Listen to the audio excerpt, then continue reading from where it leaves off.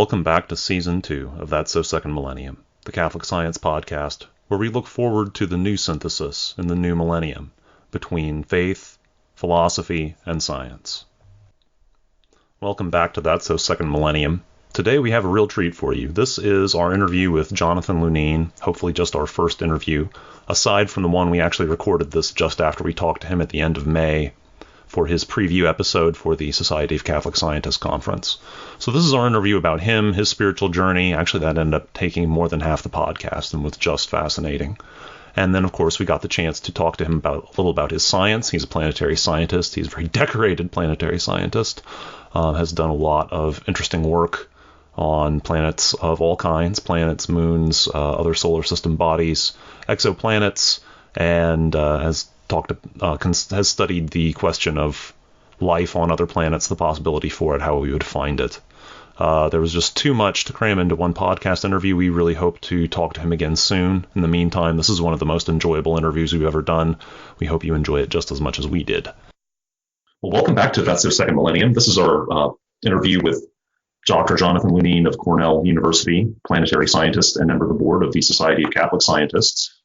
So, as we mentioned when we interviewed him for the run-up to the Society of Catholic Scientists conference back at the end of May, mentioned that he had won, among other things, a Urey Prize.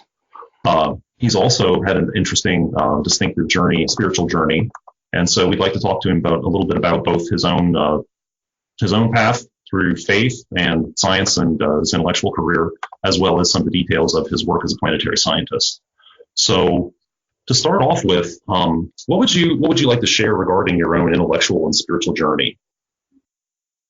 Well, I'm willing to share almost all of it. It just would take too much time to share it all. So why don't I start by saying a little bit about how I became a planetary scientist and astronomer, and then talk a bit about my religious journey as well. Okay. So I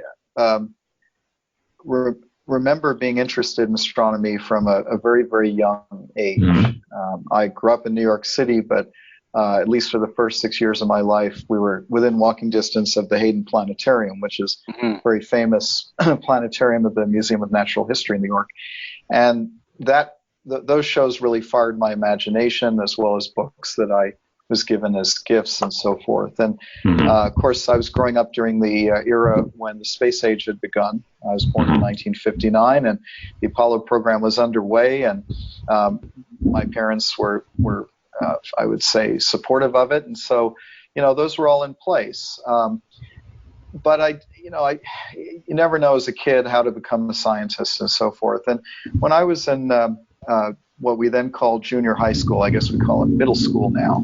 Yeah. I came upon a book called The Cosmic Connection and Extraterrestrial Perspective, written by a Cornell astronomer named Carl Sagan. Now, this is years before Cosmos, so it wasn't all that well known. But I read a review of the book in an astronomy magazine. I bought the book, and it just it was such an extraordinary vision of what humankind could do in exploring the cosmos that I was really just transported away by it. And apparently was enough of an irritation in the apartment, reading passages out loud and so forth, that my mother said that I ought to actually write to Professor Sagan and tell him how excited I was. And I was skeptical that he would write back, but she insisted, and I did.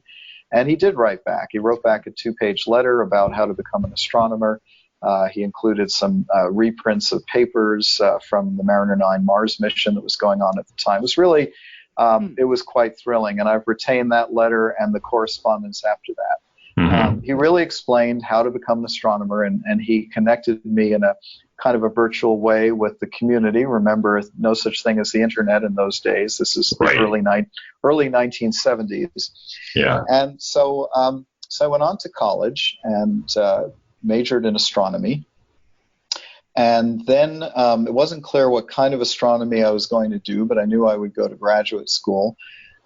My junior year, as a subscriber to Sky and Telescope, I picked up my copy from the campus mailroom and headed over to my astronomy class and opened up the wrapper, and there on the front cover was a picture of Jupiter that had been taken by the Voyager 1 spacecraft on its approach to Jupiter. This is 1979, the spring of 79 now.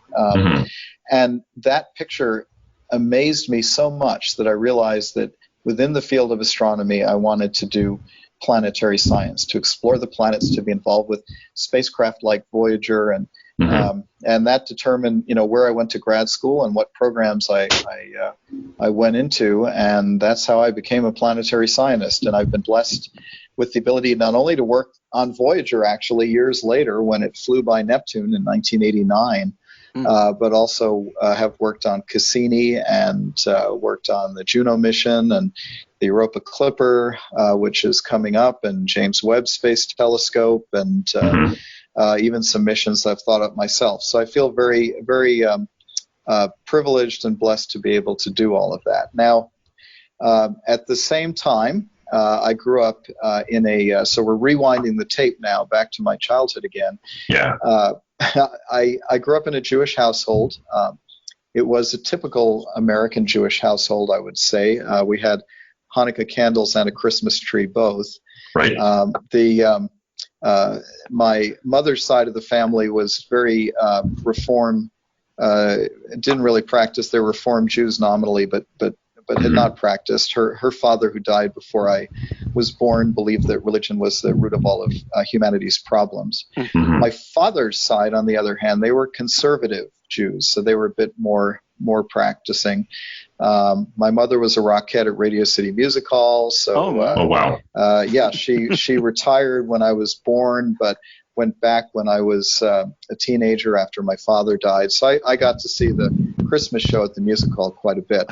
That's not why I became a Catholic, however. So, that would be an interesting form of evangelization. Interesting formation. Yeah, that's right. Yeah. But nonetheless, I grew up in I would say, a very diverse household. But I believed in God. It was something that was taken for granted in our family. My mother did not share her father's views. And so briefly we belonged to a synagogue, but then my father, who unfortunately was an alcoholic, lost his business, and our family finances really went down the tubes, as did our family life. Yeah. And so they could no longer afford the membership fees at the synagogue around when I was 12 or 13 years old. Now, the family Bible was in our household was actually King James Bible, and I found a lot of solace in reading it. I would, because junior high school, I had a lot of time on my hands. I actually, read bits and pieces of both the Old and New Testaments. I found it all somewhat puzzling. It was not something a 13-year-old grasps entirely. No. But around that time, I also had an experience where in a dream, but an extremely vivid dream, I met Christ, and he was a source of great comfort and light during a time when our family life was extremely dark and really, I would say, very oppressive. And that impressed me. That dream impressed me, but I didn't really do anything about it. I sort of put it aside, and I didn't practice. I went to college, went to grad school. I went to synagogue occasionally, but maybe once or twice a year with friends. Really didn't do anything else. But the one scientist who impressed me during that time was an astronomer who taught a class in introductory astronomy, was a practicing Jew, and for the last lecture, he compared the structure of the origin story in Genesis with the Big Bang model of the cosmos. Now, today you could not get away with that. You'd be called up in front of the dean or the provost or something. But it really impressed me because it showed me someone who was both a scientist and a man of faith.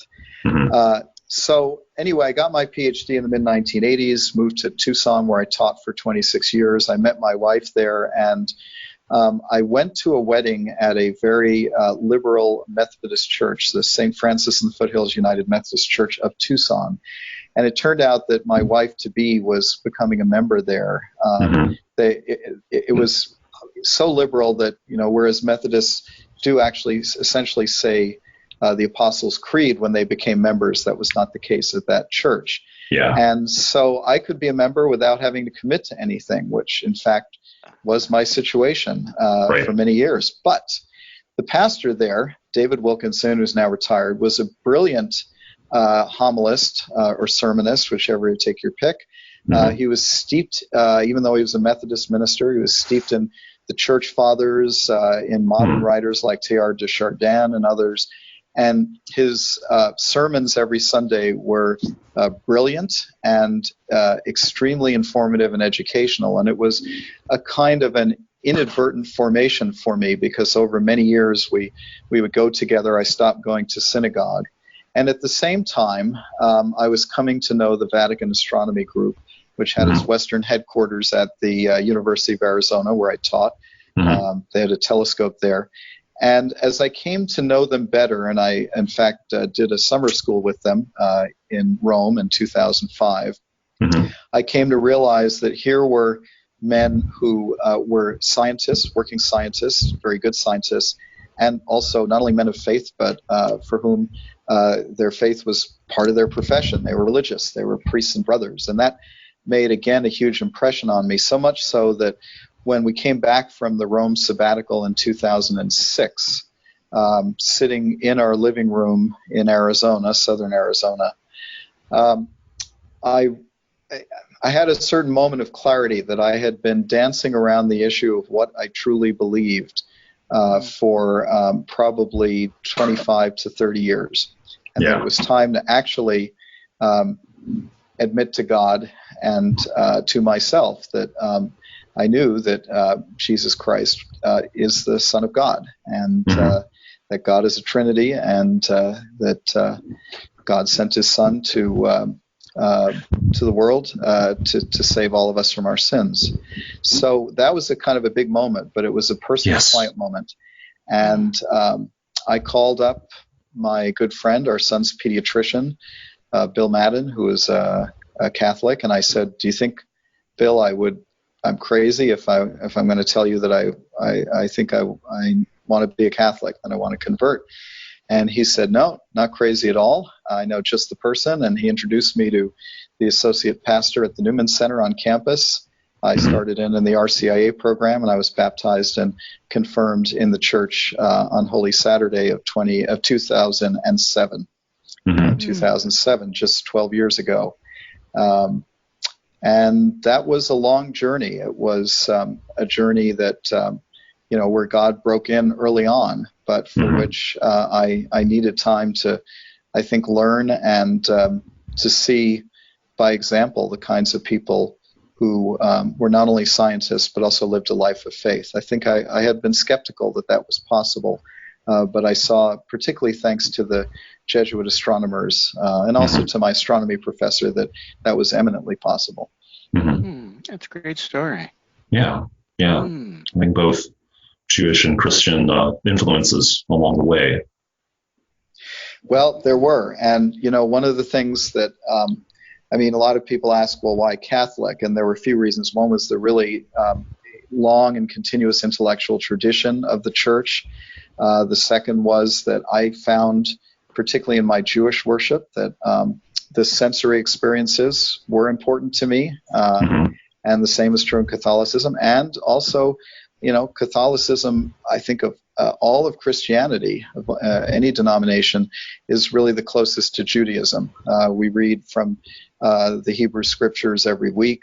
A lot of the aspects of the Mass derive ultimately from Jewish practices of a couple of thousand years ago. And, that continuity was important to me. And it was a very interesting second journey to tell various members of my family what I wanted to do. Of course, I told my wife and son immediately, but over the years, others in the family and friends, and that's a whole other story that we don't have time for, but it's been a great coming out party. Yes.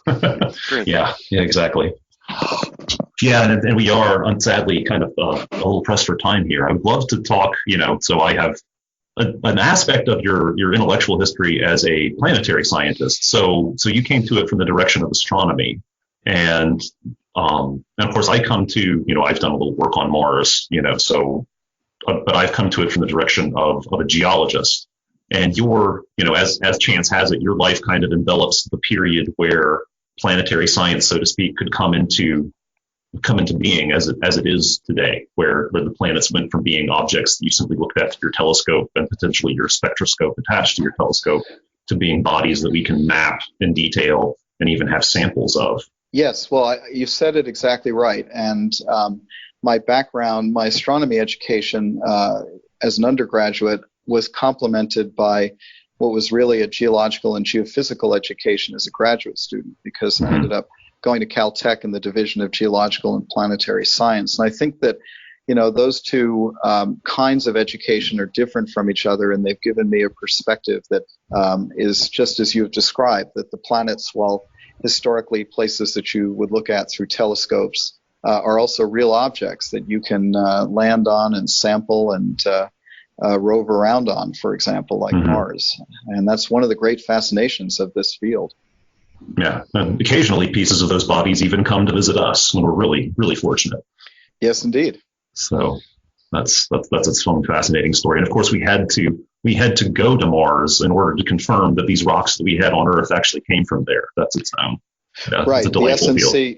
It is. The SNC meteorites. We know they're from Mars because some of them have trapped gases that are identical to the atmosphere of Mars, but as you said, we had to go there to find that out. Yeah. So as I understand it, your specialty really focuses more on I suppose you could say the non-rocky bodies, so the gas giants and the icy satellites. In a sense, that's true, yes, although particularly for the icy satellites, for Titan, which I've studied a great deal over the years, and also for some of the others, there's a lot of geology in that ice. The materials behave differently from rock, but there's both ice and rock present, and so one has to worry, in my particular case, about the geophysics of these things. And so I don't have a rock hammer that I can bring with me to the surface of Titan and hammer on things, but we've at least landed there with the Huygens probe on Cassini and sampled the atmosphere, and it's a real place. Yeah, it has both of those aspects. Sorry, Bill? No, go ahead. What were you about to ask?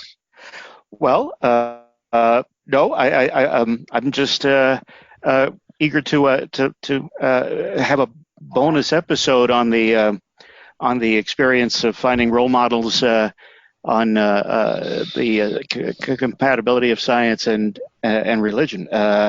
But I'm eager to hear you talk about the geology. Yeah, that is the thing. There's definitely a rich vein that we seem to have struck here, if I'm permitted the geologic metaphor. But hopefully we'll be able to come back to again. Well, I'd love to talk about some of these role models, and I've been privileged to be able to talk a lot about Georges Lemaitre, the Belgian priest and astronomer who was the father of the Big Bang. But as far as the exploration of the solar system goes, during the time that I've been active in the field, we've gone from seeing these objects as somewhat difficult to explore and somewhat enigmatic to bodies that have their own history. Mars was habitable in the first 20% of its history. There are several objects in the outer solar system that have environments under their surfaces that may support life. We've really, I think, through planetary exploration, turned our cosmic backyard into a place that has an enormous variety of geology, of even potentially biology. We don't know that yet, but we need to go back out and look at some of these places to see if life is present there. Yeah, and how what that would then turn around and tell us about life on Earth is also its own. Yeah, there's just so much that we can learn from the planets, and then there's the whole fact that I am still, just a sort of a parting shot for me myself. The fact that we actually had evidence for exoplanets, that we can actually point to stars now and say, oh yeah, that star has planets. I'm still geeking out about that. I don't know about anybody else. Oh yes, the fact that there are more planets in our galaxy than there are stars in our galaxy, if you extrapolate the statistics, is telling us that planet formation is not only a common part of star formation, but that there may be innumerable habitable worlds out there. Now, are they inhabited? Well, that's the question for the next generation, perhaps. But I think almost all astronomers were surprised at just how abundant planets really are beyond our solar system. Mm-hmm. Yeah. It wasn't a question. It's of capital danger to extrapolate from one data point. We have one planet, one star system with one star, and it happens to have 9 planets. But until you start looking at others, it's a little difficult to extrapolate. Yes, I remember back in the 80s when these techniques for looking for planets were failing, and astronomers were saying, well, maybe planets are really rare, and that turned out not to be correct at all. Yeah. And we'll be working very hard on refining the statistics in terms of, the techniques that we have now can only find planets in certain circumstances, to my understanding. As we broaden those out, we'll learn more as well. Right. There are a couple of missions coming up, including one called WFIRST that will use a technique called microlensing that will really fill in the statistics for planets that are orbiting at distances that correspond roughly to Mars on out to Jupiter and Saturn in our system, extrapolating that to innumerable stars elsewhere in the galaxy. And so that is a big gap right now. Mm-hmm. Mm-hmm. Well, sadly, I think we're going to have to cut it there for today. We are really, really grateful that you made the time. It's been a fascinating conversation. Yeah. Well, thank you for giving me the opportunity, and I certainly would be happy to come back and talk sometime about the science, as well as talking about scientists who really exemplify the harmony between science and faith. Yeah, we will definitely look forward to that. Yeah. Yes, looking forward to the people that we'll meet at the conference who exemplify that. Yeah, indeed. Absolutely. All right. Until next time. Thank you, Doctor. You're welcome. If you enjoyed this episode, please share it with a friend. You can email a link to this episode at thatsosecondmillennium.net, share the post for this episode from our Facebook page, or you can use your podcast app's built-in sharing feature.